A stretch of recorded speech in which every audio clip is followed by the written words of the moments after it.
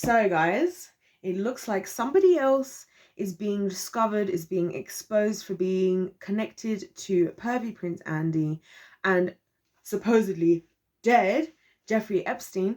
And I want to get into it because this is very interesting, and sometimes I think it's interesting to look at what we can infer based on the information that we have. So if you're interested to find out more about what's going on with this whole Barclays thing, stay tuned for this video. Hit the like button if you like the video. Don't forget to subscribe if you're feeling the vibe and you want to join the tribe. I'd love to have you guys here. And also comment your thoughts down below if you knew about this, and also if there's anything else you know about, because guys, there's so much to talk about here. So I've got my notes here. If you're wondering why I'm looking down, I've got my notebook here. And I wanted to talk about Jess Starley, who knows? Either way, a guy who was a boss at Barclays. Now, Barclays is one of the biggest banks over here in the United Kingdom.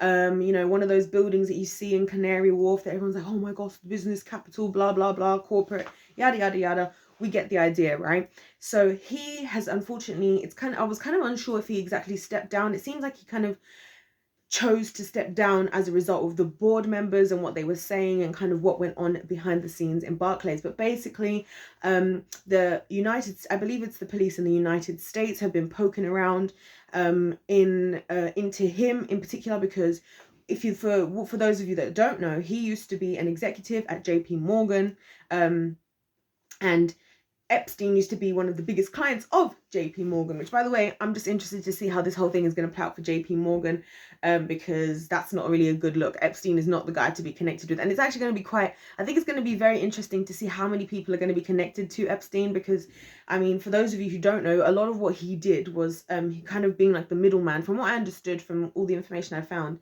he basically rose to fame and power from being the middleman of like between like kind of rich people and charities. And I think what he kind of did, like, this is the way I'm envisioning it, right? I feel like he's basically he's helping. What's the one thing that people do that makes people think they're a good person is give to charity, right? So, but then so what I think he did is he's capitalized off of that, because he knows if you see your favorite celebrities giving all this money to charity, then you're gonna be like, oh my gosh, they're such a good person, right?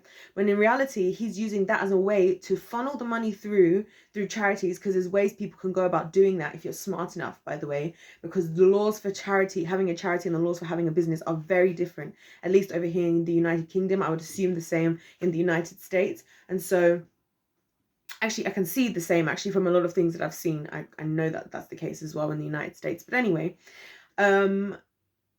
so charity is actually the best way to, if you wanted to illegally funnel money in a smart way, and you can pay off enough people, it makes sense to do it for a charity, as opposed to a normal just business kind of thing. And it makes those people look good. And then what do they get out of it? What they get out of it is Jeffrey Epstein has all the answers and all the opportunity for them to meet their disgusting desires and pleasures that they have in life. And it's a lovely little business deal, because then he has stuff over them, which kind of forces them to have business with him.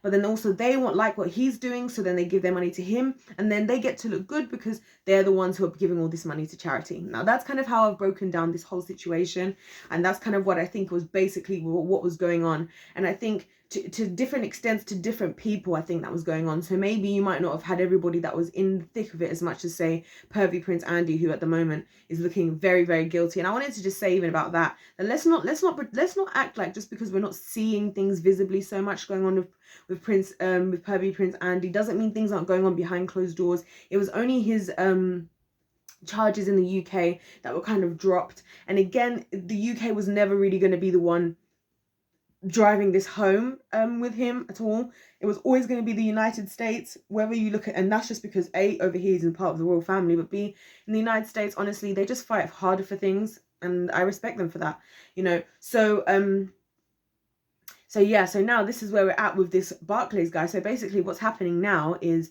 I think he was kind of connected, maybe not as deeply as pervy Prince Andy, as I said. I think he was kind of more maybe like maybe still doing probably something dodgy, because I don't think that he would have to make this full decision. Because one thing that I've realized, observed this over the years, that when somebody is guilty of a crime, the thing is, in this day and age, in order to get in trouble for a crime, you have to be found out in court, and it has to be proven, and you have to get the judge to. So there's actually quite a lot that has to happen for your crime to be acknowledged, in the sense of you actually being sentenced, right? And I realized that a lot of times when people are included, like their name is included in something that's dodgy, if they're not really connected at all, you tend to find they are they'll just remain quiet and hold their position as long as possible. So I feel like if this Jess guy from Barclays, the ex-Barclay boss, was so innocent, I feel like they wouldn't have felt the need for him to be stepping down, and he wouldn't even be looking that way, because he would kind of feel like he could probably get away with it if he holds on for long enough. I think the fact that this is happening shows that there was enough evidence behind closed doors to suggest there was probably something going on. I mean, one of the things that I found out is that it was the board at Barclays was the main people who were concerned about this. There was a regulator who was put in, I don't know if it's an internal regulator or an external regulator, who looked into kind of some of this, and that regulator kind of found that even the communications between Epstein and this boss definitely were further than just a normal professional relationship. So even though he's not even no longer at JP Morgan, the Jess guy who's the ex-boss at Barclays, that relationship seemed to be something that even the regulator was concerned about. The Barclays board, they were upset about the whole situation. They're upset about how it's making their reputation look. And again, I think the way that I read this article, I read an article about this on the BBC's website, and it was really interesting the way they wrote it, because they wrote it in a very, very British sense, because they did the very British thing of being like, we're going to say that we're going to satisfy the public enough to say that something here looks dodgy, but at the same time we're going to make sure to say that there has been no evidence found to prove. And this is why I feel like sometimes there's too much of a reliance on trying to gain evidence. I think that's something I've spoke about this on here before, and I had a really good actually debate with somebody about this in the comments as well.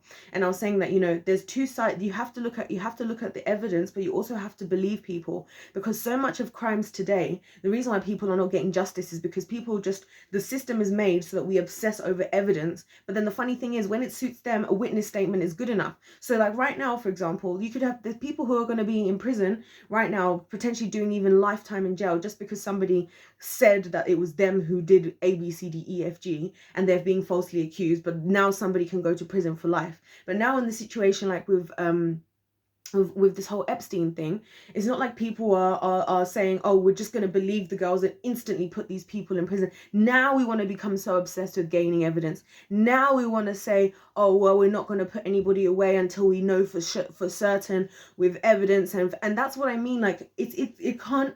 I feel like sometimes it gets exploited. That's why I feel like, so many people are out here living their lives who are doing just disgusting crimes. I mean, let's be real, guys. Even over here in the UK, the police are being more and more exposed for just being disgusting. I mean, there was a story recently where there was 2 girls who had gone missing.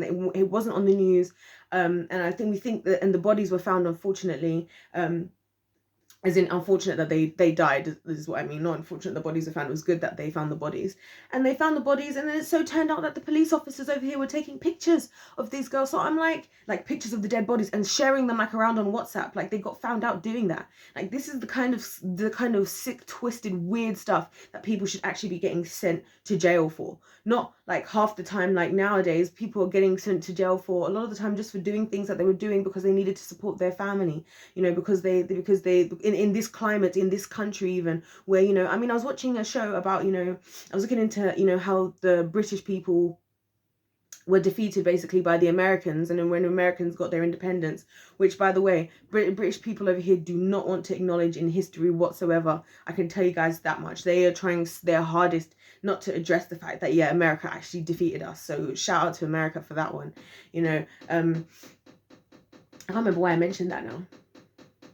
Oh yes, because one of the things that I realized is that so much of why Americans got fed up of the British running everything was all these taxes. Like, people are broke. Like, people, the average everyday person, like, I always ask this question, that why are we consistently having the everyday people worrying about climate, like trying to do better for the climate, when majority of the climate change problems, a majority of even the pollution is by like the top 1%, because they're the ones who own the most land and the most property and the most factories and all of that stuff. So why are we telling your average person who's just a normal person at home, who's probably contributing such a tiny amount, why are we focusing on that and them, and we're not focusing on these bigger companies? But then these guys, all they do is throw money at charity, which, by the way, guys, if we're being real about it, do we ever see this money actually turn into anything? Do we ever actually, are we seeing world hunger changing as a result of all of these billionaires? Are we seeing, you know, cancer being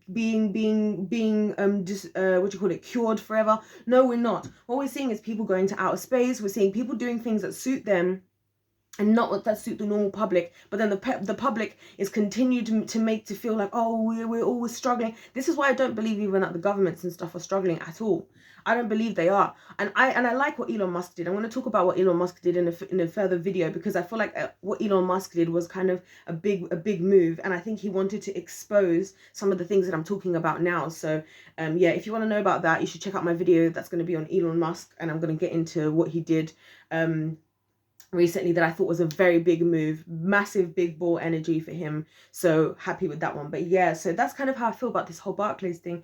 Again, it's like, I don't know, I'm like, if he's so connected, then there needs to be real justice here. Then he needs to actually go to jail if he's been connected, this Jess ex-boss from Barclays, and so do the rest of them. And I hope that this is not going to be another one of those things where we just one day overnight we say, oh well, he stepped down, you know, people keep doing this, oh, they stepped down thing.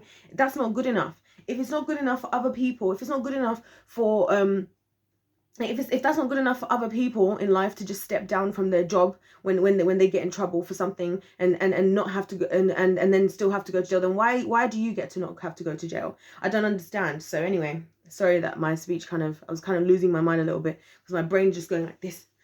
But yeah, so thank you so much for watching the video. Let me know what you guys think in the comment section about all of this, and if you think that I'm wild or whatever. But I really just think that we need to just need to wake up. And it's not about, I'm not delivering a message of negativity, because I think in order to be able to conquer a lot of these things and in order to be able to do well, the first thing you have to is know what you're dealing with.